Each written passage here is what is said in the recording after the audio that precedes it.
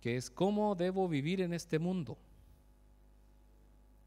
Y lo primero que vamos a ver, el capítulo 1, es la ética y la moral. Ahora nos vamos a dar cuenta que son dos conceptos diferentes. No es lo mismo la ética que la moral. Quizás si yo le preguntara a alguno de ustedes, ¿qué es para usted la ética?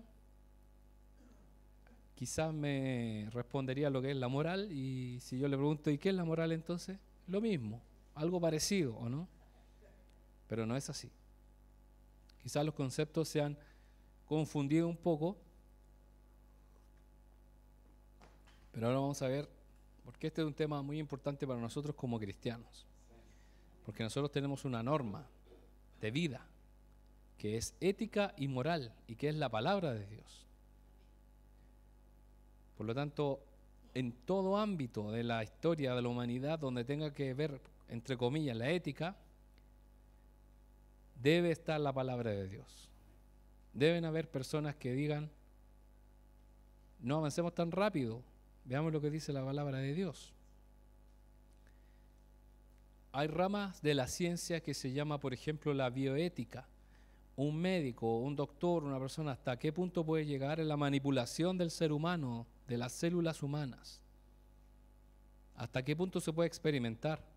¿Hasta qué punto somos dignos para que no hagan maldades con nuestros genes, con nuestras cosas? ¿Hasta qué punto se puede dar vida? ¿Hasta qué punto se puede quitar la vida? Hoy en día ya no son tanto las máquinas, sino que es la inteligencia artificial. ¿Hasta qué punto se le da libertad a ese conocimiento que es casi ilimitado y que Internet y todas estas fuentes de datos tienen mucha más información que la que tienen los seres humanos? Imagínese usted si tuviera toda la información que está en Internet en su cerebro. ¿Lo sabríamos todo prácticamente? Pero ¿hasta qué punto diríamos esto es bueno, esto es malo? Y aún así se va a corromper porque está hecho por personas humanas y que tienen pecado en su corazón.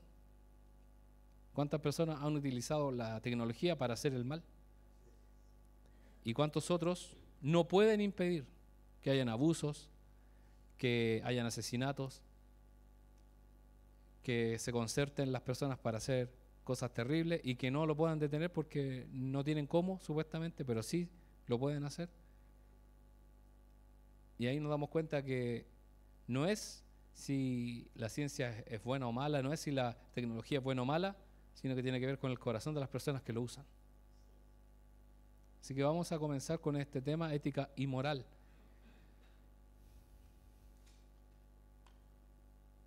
Ética y moral como sinónimos. En el uso actual de las palabras, el término ética suele usarse de manera intercambiable con la palabra moral. Sin embargo, históricamente, ambas palabras tuvieron significados totalmente distintos. Ética viene del griego ethos, que deriva de la raíz que significa casilla, en referencia a un lugar para caballos, un lugar para habitar de estabilidad y permanencia. Por lo tanto, la ética, podríamos decir, es rígida, es estable, podríamos decir que es cuadrada como una casilla, donde se meten los caballos.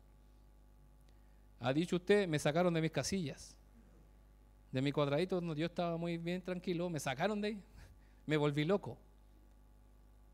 Salió el potro salvaje. ¿Ha visto usted a los caballos locos? Uno que tiene que arrancar porque lo pueden matar. A uno. Bueno, yo no lo he visto en persona, pero sí por internet. Y es increíble la fuerza de esos animales. Y cuando nos sacan de nuestras casillas porque quitaron de nosotros la tranquilidad y quizás nuestras reacciones van a ser negativas. Mientras que moral viene también de la palabra griega mores. Describe patrones de conducta de una sociedad determinada. Entonces es maleable, se mueve. Entonces ya vemos una diferencia, ¿o no? ¿Qué es la ética? Algo más rígido, algo que nos dice esto es lo correcto, esto es lo bueno. Y la moral puede ir cambiando de acuerdo a la sociedad. Antiguamente, ¿qué cosas eran buenas y hoy son malas? Que un hombre pueda tener muchas mujeres. ¿Eran buenas? Bueno, hay países que todavía les gusta hacer eso, países árabes, pero sabemos que son malas. Casamiento de infantes, también son malas, pero hoy nosotros entendemos que no corresponden. La esclavitud. Tenemos ciertas cosas que se comen en nuestra sociedad. Hay cosas que nosotros no comemos por nada del mundo, como los roedores, los ratones, pero en otros países les gusta, les fascina, son maravillosos. Las serpientes y tantas cosas. Bueno, yo creo que entre más población, más creatividad tienen para comer animales. China, la India, todo lo que se mueve se lo pueden comer. Nosotros por lo menos tenemos una cierta estabilidad económica, podemos decir, eso no me lo voy a comer. Y lo otro es, lo impresionante es que tienen estómago para aguantar todas esas cosas. Porque cualquier persona que sea de acá, viaje para allá y se coma, le va a ir mal, hasta se puede morir. Por lo tanto, la moral va cambiando. La moral de este mundo, ¿cómo está? Cada vez peor, podríamos decir. Pero la ética sigue siendo la misma. Y desde el punto de vista profesional, ¿qué se espera de los profesionales en todo ámbito? Que actúen de forma ética. Por eso se crean los reglamentos de ética en todo sentido. ¿Por qué no los cumplen? Porque también pueden hacer algo malo. Un doctor éticamente correcto podría dar una licencia falsa. No la va a hacer. No debería. Pero hay algunos que se dedican solamente a eso. Yo tengo un dato. Si quieren me lo pide después de la reunión. No, 10 lucas y así. Y ahí sí encuentran médicos que ¿cuánto? 5.000, 6.000, 10.000 licencias, no sé, en 5 meses. Y eso es imposible, porque tendría que haber atendido como en 5 segundos a cada paciente. Y ahí los pillan. Y ahí les falta sabiduría porque están en el pecado. Por lo tanto, ética tiene que ver más con una raíz como de algo más establecido, y la moral con algo que va cambiando, que también la sociedad encuentra que es bueno igual. Por ejemplo, en nuestra sociedad, la forma de vestirnos encuentra que está bien como nos vestimos en general. Pero nosotros no vamos a andar con túnicas como los de Qatar. En Qatar a ellos les gusta andar con túnicas blancas, sobre todo blancas, porque eso les demuestra que los demás, esos son los más limpios, los más pulcros.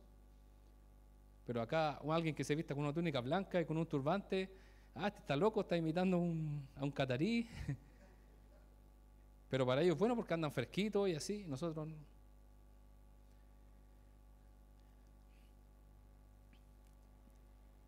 Ética versus moral. La ética es una ciencia normativa que busca los fundamentos para lo que debe ser. ¿Se da cuenta de la palabra normativa, que tiene que ver con una norma, con una regla? Esto es lo correcto, esto es lo incorrecto.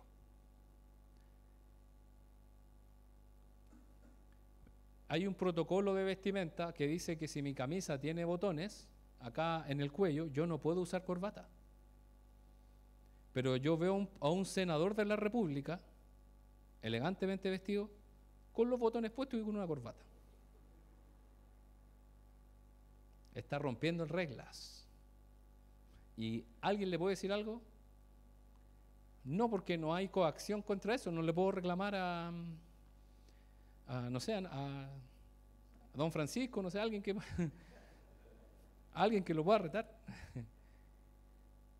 Porque son normas que tienen reglas estrictas, pero también, si quiere las cumple, si no. O el uso de traje y zapatillas está totalmente fuera del lugar si es formal. Al ponerse zapatillas ya es totalmente informal. Ni siquiera sport, podríamos decir.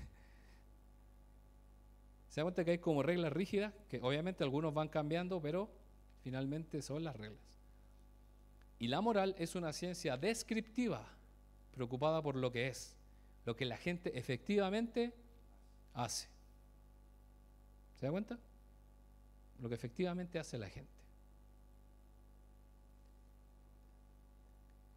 Hay muchas costumbres que nosotros tenemos que simplemente lo hacemos nomás. Pero hay otros lugares donde no lo hacen. Entonces ahí hay mucha diferencia también en el tiempo en que estamos y también en torno a qué cultura nosotros pertenecemos. Dentro de nuestra cultura hay distintos tipos de moral, porque también hoy en día existen personas que aman a Dios, que aman la palabra de Dios, y otros que no. Por lo tanto, la moral de una persona va a ser muy distinta a la de otra en la misma sociedad, podríamos decir. Y ahora, más que nunca, la moral se ha distorsionado. Y cuando uno trata de decir algo de acuerdo a la palabra de Dios, ¿cómo le dicen? Este es un moralista. Y entonces nos bajan como diciendo, te está hablando de cosas que no tiene que hablar. No debemos hablar de moral. No, yo no estoy haciendo un juicio de valor. Lo que más nos enseñan en la universidad, no se pueden hacer juicios de valor. Pero sí somos seres humanos y sí sabemos lo que es bueno y lo que es malo. Le voy a dar un ejemplo. Yo como abogado, si una persona me cuenta la maldad que hizo, yo no lo puedo retar. Yo le digo, ya, es un antecedente. Pero yo no le puedo decir, pero ¿cómo se le ocurre hacer eso? Pero hay personas que no saben la diferencia. Yo he tenido casos donde mamás tienen a sus hijos con el pelo sucio, la ropa no se la han cambiado en una semana, literal. Y es de sentido común que eso está malo. Personas que golpean a sus hijos con objetos contundentes como un palo en la cabeza. Y se atreven incluso a decirlo frente a un tribunal, es lo peor que pueden hacer. Y estuvieron a punto de quitárselo. Porque tiene que ser algo grave para que a una persona le quiten un hijo. Y justamente lo que hizo era algo grave, ¿o no? ¿Y en qué cabeza cae que eso es bueno? En el de ellos. No, es que me respondió, usted no sabe lo que me dijo. Si es un niño. Ahora, quizás está bien que lo haya castigado, pero no así. Pero hay personas que tienen la moral distorsionada. Y en ese caso, no me importa, pero le dije que estaba mal. Y espero que no lo vuelva a hacer, porque si no, yo no lo pienso defender más. Se las perdió conmigo. Pero sí, nosotros debemos saber lo que es bueno y lo que es malo. Por lo tanto, la moral se ha ido en declive, ha ido cayendo. Aquí tenemos un esquema, no sé si lo alcanza a ver, si no, yo se lo voy a leer. Paso 1. Si descubrimos que la mayoría de las personas está participando de las relaciones sexuales prematrimoniales, entonces esa actividad se declara como normal, porque la mayoría lo hace. Es normal. Hoy es normal eso. Paso 2. Se pasa de lo normal a lo bueno. Si los seres humanos normales mantienen relaciones sexuales prematrimoniales, concluimos que tal actividad, aparte de ser normal, es buena. Yo he encontrado con cada video de profesionales, de médicos, es bueno que descubran, es bueno esto, es bueno. Pero después ellos no asumen las consecuencias. ¿A dónde lo pillamos? Si justamente ese doctor es mexicano, ¿a dónde lo pillamos? Si su consulta ni siquiera está acá. Es bueno que los niños se exploren. Es fácil decirlo, pero después, ¿qué pasa con las consecuencias? Los padres tienen que asumir, los mismos niños. Y si usted se da cuenta, son dichos nomás. No están basados en ningún estudio. Eso se llama falacia de la autoridad. Porque por ser un médico, todo lo que dice es verdad, es mentira. No se le puede creer a todos Ayer mismo estaba viendo un debate de un psiquiatra, un médico psiquiatra contra un joven que era cristiano. Él no dio ningún argumento contra Dios, pero sí el joven sí dio todos los argumentos a favor de Dios. Y él, ¿qué es lo que hacía? Es que yo soy psiquiatra, no estoy en tu ámbito. O sea, lo tiraba, trataba de tirar para abajo, pero al final no respondía a nada. Entonces, él, por ser psiquiatra, tiene la razón siempre. Y hay personas que son así, porque estudiaron algo, porque tienen una profesión, un doctorado, ya no se le puede contradecir nada. Por lo tanto, ¿qué comienza a suceder? La actividad de la mayoría pasa a ser normal y de normal a buena. Porque todos lo hacen, claro, la mayoría, es normal.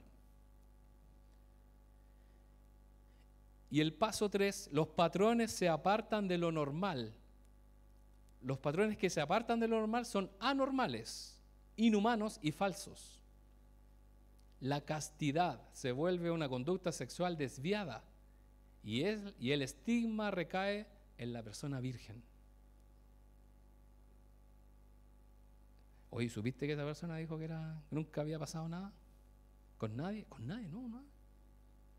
Y empiezan a molestar. ¿Por qué? ¿Será que no le gustan los hombres? ¿Será que no le gustan las mujeres? Y así empiezan con el tema de la maldad. ¿Cómo es posible que una persona haga eso? ¿Se da cuenta cómo se va transformando algo que era de acuerdo a la voluntad de Dios, bueno, a lo que es ahora? Entonces, este esquema nos va mostrando cómo una moral va decayendo, solamente por hacerlo la mayoría. Y sabemos, por lógica, no porque la mayoría haga algo, diga algo, está en lo correcto. Podemos estar todos equivocados y nunca nadie nos dijo lo correcto.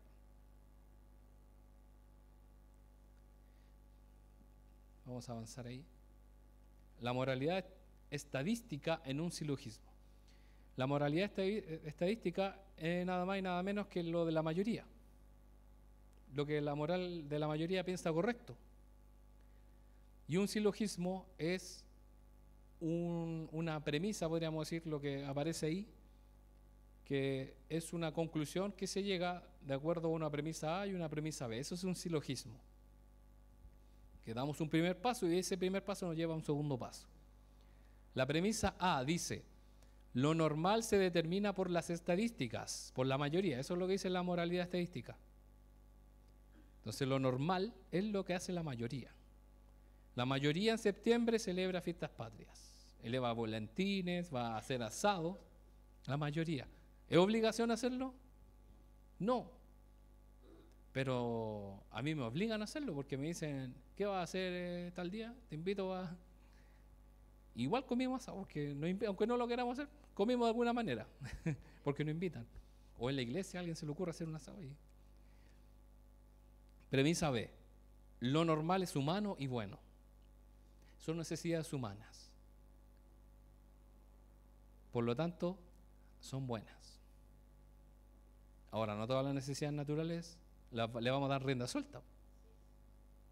Conclusión: lo anormal es inhumano y malo. Una de las cosas que fue avanzando esto, que se utilizó para transformar algo que antes estaba considerado como una desviación mental, sexual, era el homosexualismo, cuando se quitó del manual de psiquiatría. Por una votación popular y no por estudios. No se hizo ningún estudio.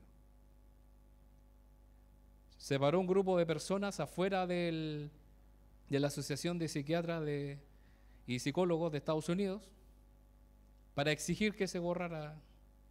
Y dentro de los mismos psicólogos habían homosexuales que estaban apoyando eso y por la presión votaron para que se eliminara sin ningún estudio. ¿Se da cuenta? Y eso está en la historia, usted simplemente tiene que investigar, y así fue.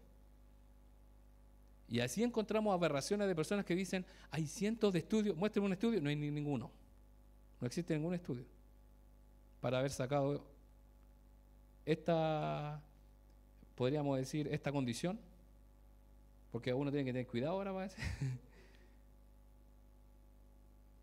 de este manual para que ellos ahora pasen a ser, no la mayoría, porque no son la mayoría, para ser normal. Y después de normal, bueno, ellos son los más buenos. Una pareja homosexual es más buena para criar un hijo que una pareja heterosexual porque ellos lo maltratan, hacen muchas maldades. Mentira. No lo sabemos.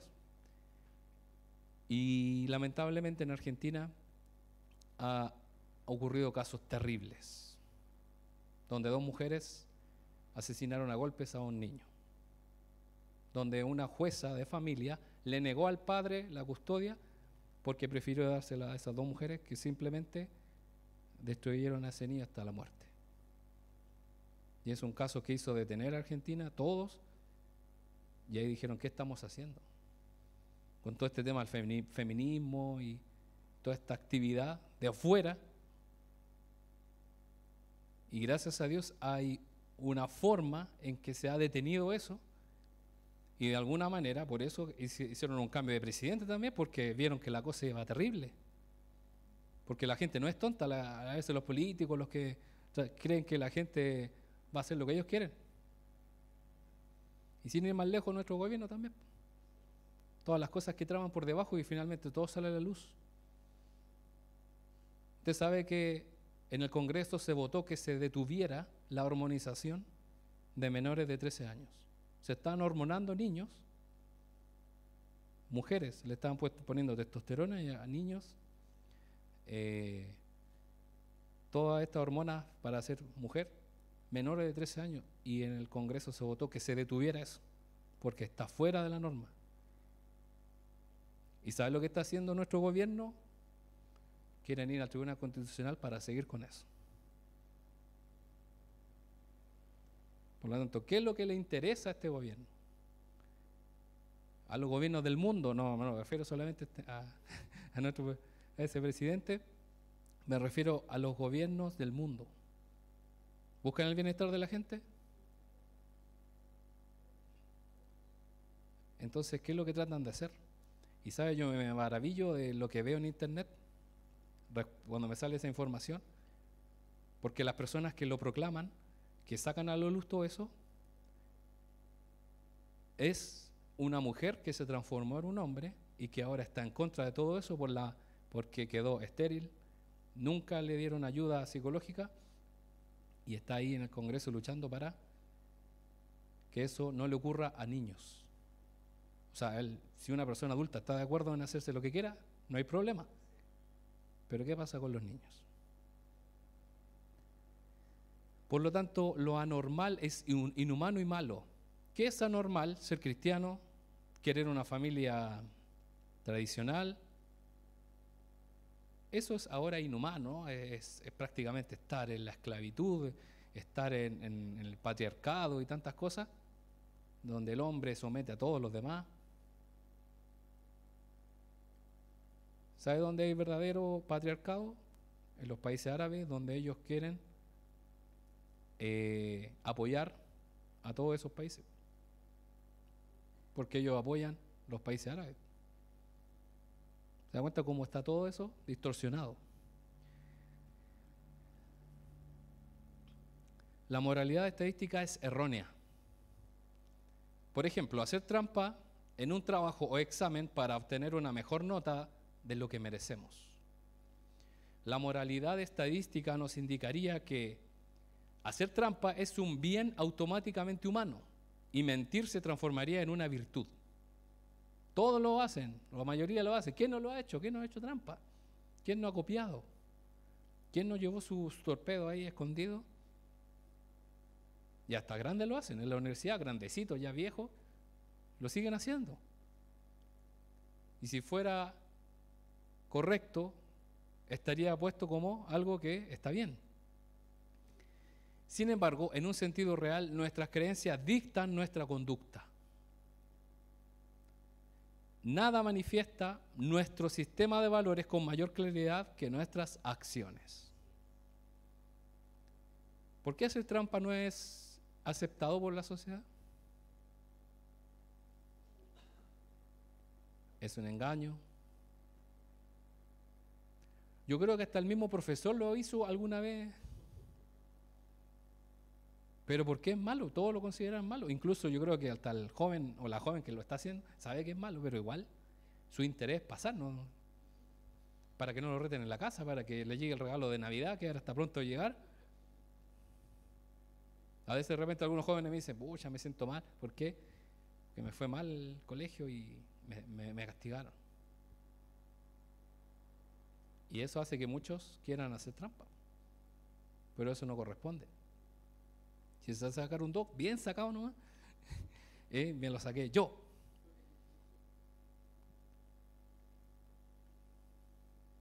Bueno, el pastor el domingo dijo que algún profesor realmente tenía misericordia y aunque estuvieran malas, igual le ponía. A mí me pasó eso en la universidad. Era uno de mis últimos ramos que me quedaban por ahí colgando, porque uno de repente termina de la carrera y quedan como 2 o 3 ramos por ahí que quedaron como en el aire, y era el último que me quedaba. Y yo reviso la prueba y yo me equivoqué. Él hizo 7 puntos, por lo tanto el que los tiene todos buenos era un 7. Y yo tenía 4 puntos malos. No correspondían. Me distraje, no sé cómo, respondí mal. Y yo tenía un 4. Y yo le fui a decir al profe y él me miró y me dijo, está bien, no se preocupe. O sea, me perdonó la vida. ¿Por qué? Sabía que era mi último ramo y él ya sabía que yo me tenía que ir, como diciendo, ya, vete en paz. Pero por favor, ¿y sabe qué lo más me dio rabia? Esa era la segunda prueba, la de como extraordinaria, así como para salvar, porque la primera fue mal. Lo que más me dio rabia fue que era exactamente la misma prueba. Y yo no estudié nada de eso porque estudié lo otro, porque dije, es imposible que repita. Y era lo mismo. Y yo me quería morir. Pero el Señor tuvo misericordia y usó a una persona que ni siquiera es cristiano. Pero ¿por qué hacer trampa es malo? Porque es un engaño, como lo dice la pastora, es un engaño para todos. Y porque no nos va a servir en el futuro. Y porque nosotros tenemos en nuestra mente algo que se llama conciencia, y Dios lo puso. Por haber comido del fruto del árbol del bien, del conocimiento del bien y del mal. Por lo tanto, todos saben lo que es bueno y lo que es malo. Por eso es malo. Y las personas que caen en otros pecados, que están aceptados por la sociedad y que la moral dice está bien, como las relaciones prematrimoniales, en el fondo todos saben que está mal. Sin embargo, en un sentido real, nuestras creencias dictan mucho, ¿cierto?, nuestra conducta, lo que yo creo. Y nada manifiesta nuestro sistema de valores con mayor claridad que nuestras acciones. Por lo tanto, esto nos lleva a la palabra de Dios que nos dice, si tú dices ser un cristiano, un hijo de Dios, ¿cómo te debes comportar? Pero cuesta. Porque tenemos otro tipo de creencias que no, es igual. Ahí por ahí algo va a pasar, ahí me la arreglo. Pero no debemos jugar con el Señor porque Él todo lo sabe. La ética cristiana, que es distinto a la ética de la mayoría. La ética cristiana ve el mundo caído. ¿Cómo está el mundo a nuestro alrededor? Está caído, está mal. ¿Puedo encontrar algo de estabilidad allá afuera? ¿Puedo decir, esto está bueno? La ética cristiana analiza y describe lo que es normal y anormal dentro de la voluntad de Dios revelada en su palabra. Hay cosas que nosotros leemos la palabra y nos retumban el oído, la cabeza. Porque lo que está mal delante de Dios está mal y siempre va a estar mal y nadie lo va a poder cambiar. Por mucho que yo ame a una persona que está en pecado, diga, me gustaría cambiar esto de la Biblia para que esa persona esté bien, pero no. Lo que le comentaba en la palabra, en la lectura. Pero esta persona es tan buena, pero no tiene a Cristo. No hay forma de cambiar eso. La única forma de llegar al Padre es por medio de Jesús. Y si esa persona, por muy bonita que sea, sin Cristo se va a ir al infierno. Ahí están todos los que rechazan al Señor Jesús. Dios nos llama a salir de lo indicativo, lo que cree el mundo, lo que indica la sociedad, mediante su imperativo. La palabra de Dios es la norma imperativa donde nos dice que debemos comportarnos como dignos hijos de Dios. Tenemos un llamado a dejar el conformismo con las cosas de este mundo, a una ética transformadora que derrumba el estado de inercia. Y lo hemos conversado, si usted no hace nada, ya está en la inercia del mundo, nos lleva a ese inamovible status quo, a la vida abundante. El status quo es estar donde estamos y no movernos. No, yo donde estoy aquí estoy bien. Este es mi status quo y aquí me siento. Qué terrible. Hay personas así. Y espero que no seamos nosotros. No, yo con lo que yo ya sé de la palabra estoy listo. Yo ya sé mucho más que mi antepasado, yo ya sé mucho más que mi propia generación, así que con eso estoy bien. No debemos conformarnos. No, yo he llevado muchas personas a Cristo, yo creo que ya tengo ya mi corona llena de perlas. No me va a caber una perla más, así que hasta aquí nomás. No debemos conformarnos. ¿Qué es lo que establece este mundo? Muchas reglas de sociedad que no son siempre la palabra de Dios.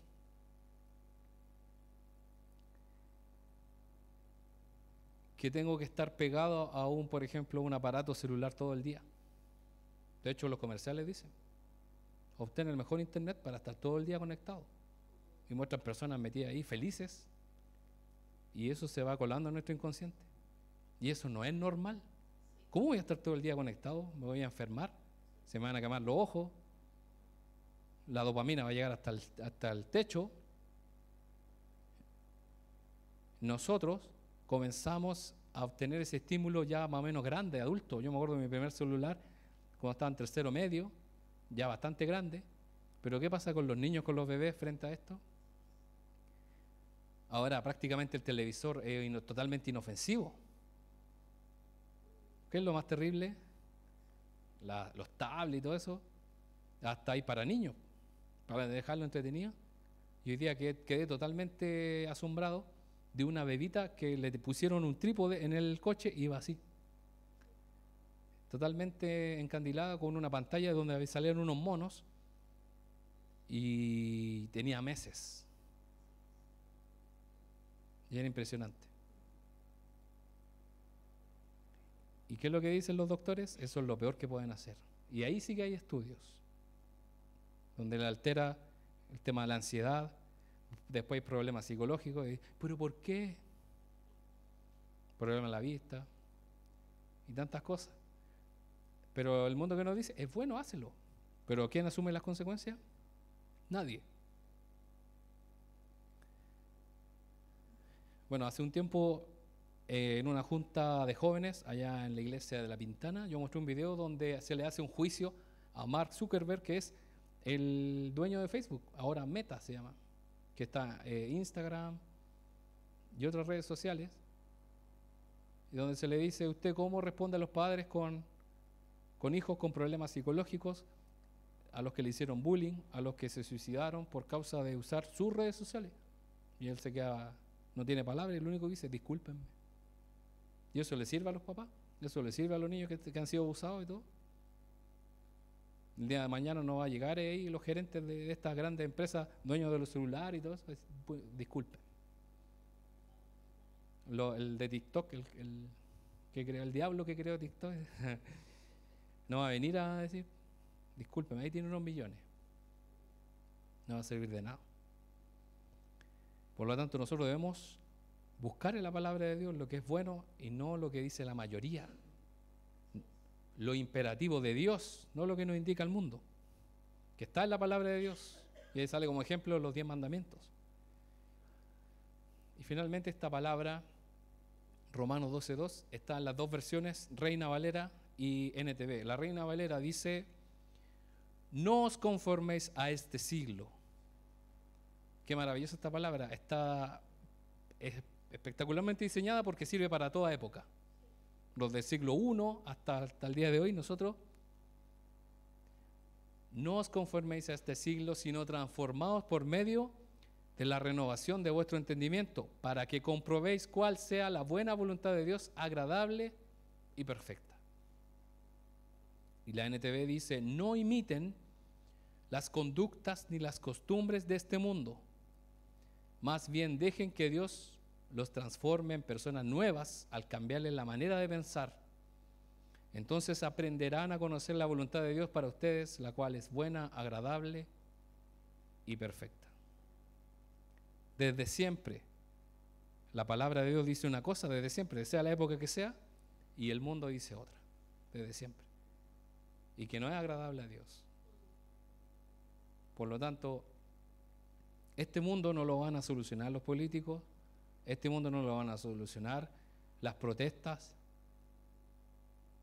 De hecho, la palabra de Dios dice que va a ser todo peor hasta que llegue el único que tiene toda la autoridad y va a poder solucionar todo. No hay nadie más. Por lo tanto, ¿qué hacemos nosotros? Si bien vamos a votar, ya usted vota por el que quiere, pero finalmente dice la Biblia que ¿quién Dios pone en los lugares de autoridad? Él. Por eso los líderes cristianos y todo, no deberían decir: voten por este porque es cristiano, voten por este porque es mejor o es mi amigo. No. Vote por el que usted quiera. Finalmente se hace la voluntad de Dios igual. Y ahí no está la solución. Es que uno de los borregos ofreció que cuando saliera toda la iglesia la iba a pintar. Ya, y también firmó. Lamentablemente perdió ese borrego, así que ya jodieron todo. Perdieron toda la iglesia que iban a ser pintadas. Ya no hay recursos del gobierno regional para pintar la fachada de la iglesia. Lamentablemente no le resultó la técnica para obtener votos. El mundo no se va a solucionar con personas humanas, sino solamente el Señor Jesús con su palabra y su iglesia mientras esté en esta tierra. Le invito, hermano, a que pueda orar